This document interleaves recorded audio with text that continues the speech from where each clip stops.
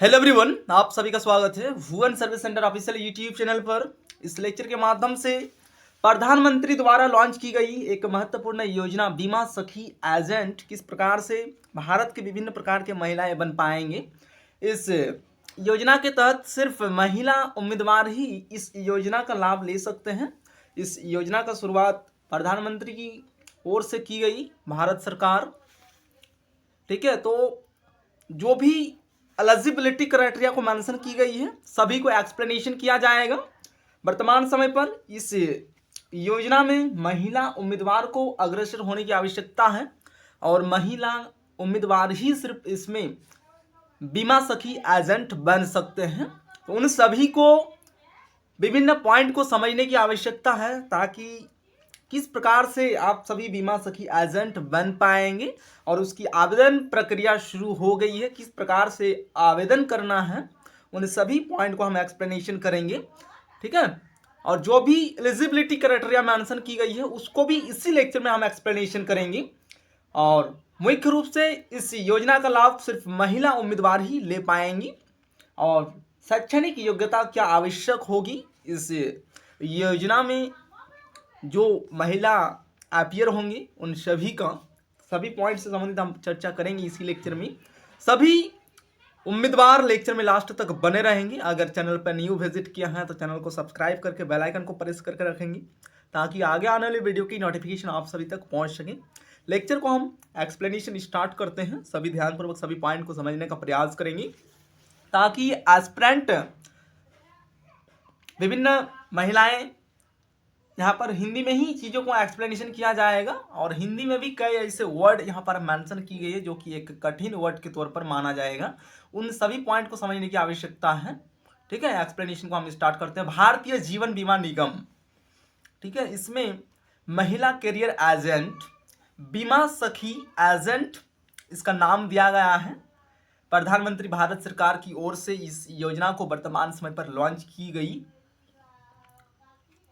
LIC की बीमा सखी, ठीक है, एक वजीफा योजना है जो विशेष रूप से महिला के लिए है जिसकी वजीफा अवधि 3 वर्ष का है। इस योजना का समय अवधि 3 वर्ष का होगा। जो भी महिला कैटेगरी के उम्मीदवार इसमें अपीयर होंगे उन सभी को वर्तमान समय पर 3 साल के लिए ही चयनित किए जाएंगे। उम्र सीमा से संबंधित भी जानकारी प्रोवाइड किया जाएगा।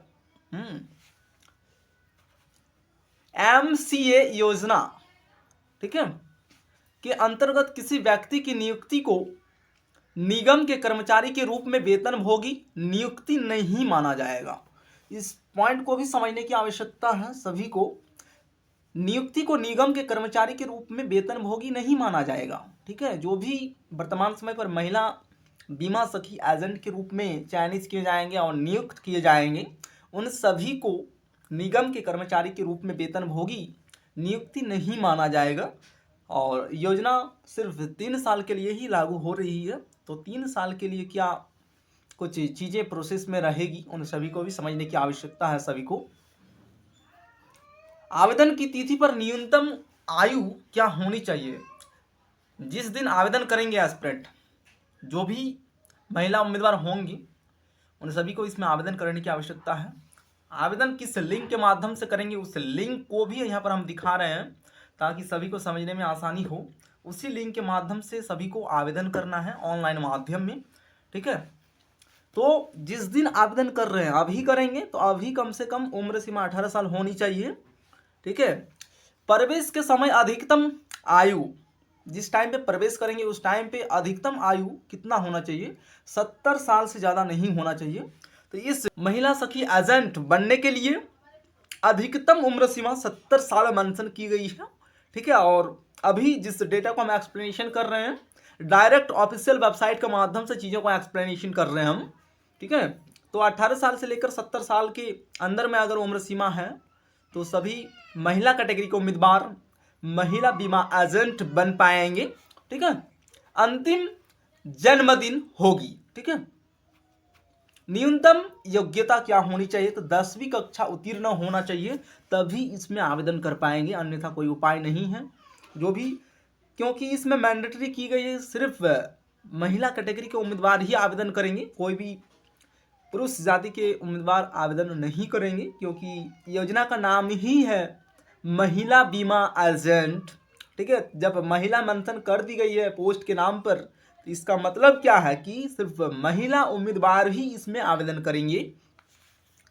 नेक्स्ट पॉइंट है एमसीए द्वारा प्रत्येक वजीफा, इस चीज को समझने की आवश्यकता है, वर्ष के दौरान पूरा किए जाने वाले कार्य निष्पादन मानदंड। ठीक है, जीवन की संख्या, ठीक है 24, प्रथम वर्ष का कमीशन बोनस कमीशन को छोड़कर 48,000।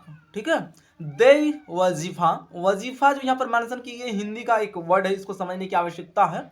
ठीक है, पहले इस लेक्चर के माध्यम से सभी एस्पिरेंट समझ लें, आवेदन प्रक्रिया को भी हम इसी में समझा देंगे। अगर कुछ डाउट होगी तो एस्पिरेंट कमेंट करेंगे। उसके बाद अगर देखा गया कि एस्पिरेंट का बहुत ज़्यादा डाउट आता है तो और एक लेक्चर प्रोवाइड किया जाएगा। अगर समझ में आ जाती है तो कोई दिक्कत नहीं है, समझ में नहीं आने से एस्पिरेंट कमेंट करेंगे। ठीक है, प्रति माह देय वजीफा, प्रथम वर्ष 7,000 रुपया पर मंथ सभी को देय होगी। जो भी महिला उम्मीदवार चयनित किए जाएंगे इसमें एज ए महिला बीमा एजेंट के रूप में, उन सभी को 7,000 पर मंथ दिया जाएगा। ठीक है, प्रथम वर्ष 3 साल के लिए चयनित किए जाएंगे, दूसरी साल उन सभी को 6,000 रुपया करके प्रत्येक माह उपलब्ध कराई जाएगी। ठीक है, यहाँ पर और एक बशर्ते कि पहले वजीफा वर्ष में पूरी की गई कम से कम 65% पॉलिसियां दूसरे वजीफा वर्ष के संगत माह के अंत तक प्रभावी हो। यानी प्रथम वर्ष जितने भी पॉलिसियां की जाएगी उनमें से 65% कम से कम दूसरे वर्ष के लिए भी प्रभावी हो, तभी उस महिला एजेंट को 6,000 पर मंथ उपलब्ध कराई जाएगी दूसरी साल। और तीसरी साल, क्योंकि 3 साल का ये पूरा प्रोसेस है, ठीक है, ट्रेनिंग भी दी जाएगी उन सभी को जो महिला बीमा एजेंट बनेंगे, उन सभी को तीसरा साल 5,000 पर मंथ दिया जाएगा, बशर्ते कि दूसरे वजीफा वर्ष में पूरी की गई कम से कम 65% पॉलिसियां तीसरे वजीफा वर्ष के संगत माह के अंत तक प्रभावी हो। जो दूसरी वर्ष की जाएंगी उनमें से कम 65% पॉलिसियां तीसरे वर्ष के लिए प्रभावी हो। तीसरी साल 5,000 रुपया पर मंथ दी जाएगी। ठीक है, यही है महिला एजेंट से संबंधित जो महत्वपूर्ण पॉइंट है, उसको हम एक्सप्लेनेशन कर रहे हैं। और कई पॉइंट यहाँ पर मेंशन किए गए, उन सभी को समझने की आवश्यकता है। मौजूदा एजेंट या कर्मचारी के रिश्तेदार एमसीए के रूप में भर्ती होने के पात्र नहीं होंगे। ठीक है, मौजूदा एजेंट या कर्मचारी के रिश्तेदार, ठीक है, वर्तमान समय पर भी बहुत सारे कर्मचारी हैं इस डिपार्टमेंट में, उन सभी के एमसीए के रूप में भर्ती नहीं होंगे। ठीक है, होने के पात्र नहीं है तो इसका मतलब क्या है कि नहीं होना है, आवेदन में नहीं करना है। रिश्तेदारों में निम्नलिखित पारिवारिक सदस्य शामिल होंगे: पति या पत्नी, गोद लिए गए और सौतेले बच्चों सहित बच्चे, चाहे आश्रित हो या नहीं, माता पिता, भाई बहन और सगे ससुराल वाले। इन सभी जितने भी यहाँ पर मेंशन की गई है रिश्तेदार, इनमें से कोई भी व्यक्ति को यहाँ पर आवेदन नहीं करना है। जो हो चुके हैं या फिर होंगे वर्तमान समय पर, उनके रिलेशन में यह नहीं होनी चाहिए। जो आगे चलकर एज ए एमसीए के रूप में नियुक्ति किए जाएंगे, इस प्रकार से नहीं करना है। एमसीए के रूप में भर्ती होने के पात्र नहीं होंगे जो भी इस प्रकार से होंगे। पहले अगर एक व्यक्ति का सिलेक्शन हो जाता है, उसके रिलेशन में इतने सारे रिश्तेदार एमसीए के पात्र नहीं होंगे। नेक्स्ट पॉइंट, निगम के सेवानिवृत्त कर्मचारी या पुनर्नियुक्त चाहने वाले पूर्व एजेंट को एमसीए योजना के अंतर्गत एजेंसी नहीं दी जाएगी। पूर्व में जो भी कर्मचारी कार्यरत हैं इस डिपार्टमेंट में, उन सभी को एमसीए योजना के अंतर्गत एजेंसी नहीं दी जाएगी।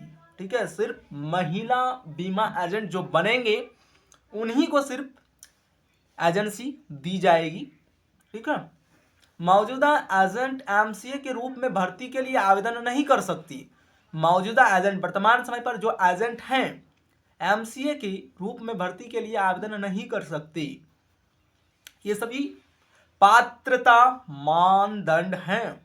ठीक है, आवेदन पत्र के साथ नवीनतम पासपोर्ट आकार का फोटो अपलोड किया जाना चाहिए। पासपोर्ट साइज का एक फोटो अपलोड करना होगा। जिस टाइम पे एस्पिरेंट जो हैं उन सभी के द्वारा जब आवेदन किया जाएगा तब एक पासपोर्ट साइज का अच्छी क्वालिटी का फोटो अपलोड करना है ऑनलाइन में।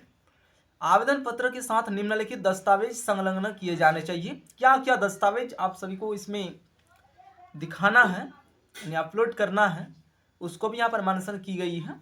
ठीक है, आयु प्रमाण की स्व सत्यापित प्रति, आयु से संबंधित एक आपको प्रमाण देना है जो आप दे सकते हैं। आपके पास जो भी चीज़ें अवेलेबल हैं उनमें से कुछ एक अपलोड करना है।